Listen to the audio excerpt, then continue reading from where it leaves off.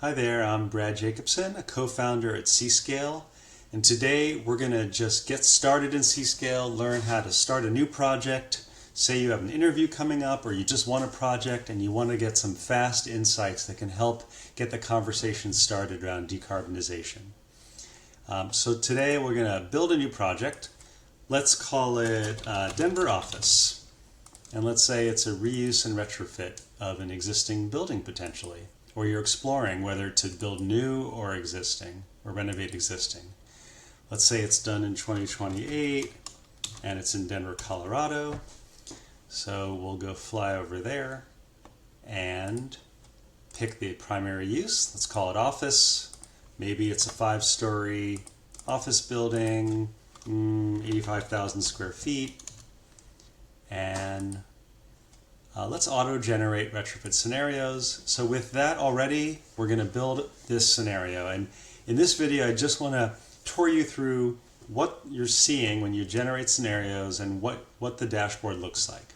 So on the left side, it basically tells you this is the summary of the information you gave. We're analyzing over 60 years and these life cycle stages and scopes.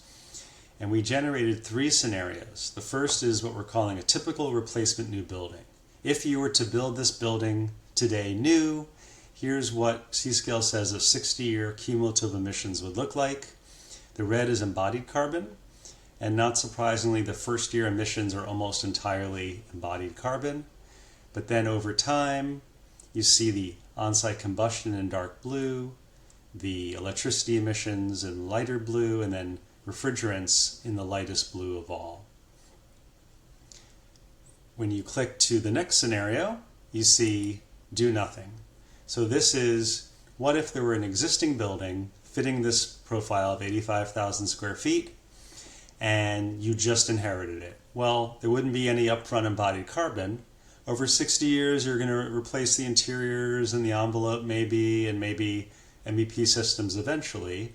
But basically, you're having energy-related emissions that are likely higher than, you can see the slope of the line is like more steep than the typical replacement new building. A third scenario, which is 38% less energy than typical replacement, or sorry, less emissions than typical replacement new building, would be a deep renovation of that do nothing of that existing building. So up front, there's less embodied carbon than we had originally for the typical replacement, and the energy is related emissions are lower as well. We're not going to in this video show you how to change these scenarios. We're just going to show you how to compare these out-of-the-box scenarios and understand them. So let's just say this is our target scenario, right? We can start to compare these scenarios. So over time, for example, you can see while in the first year, the deep renovation here, that dark blue one, is above the do nothing. In the year, what is this, around 2039, it starts to flip, and that typical renovation becomes a better scenario. Now it depends on what your time frame is, right? Later we can look at how to change that time frame from 60 years to something less. But in this case, it starts to look much better after about 10 years. You can also look at this from either categories of construction and categories of scopes or life cycle stages by clicking here. Can show reductions. We can also look at summary charts.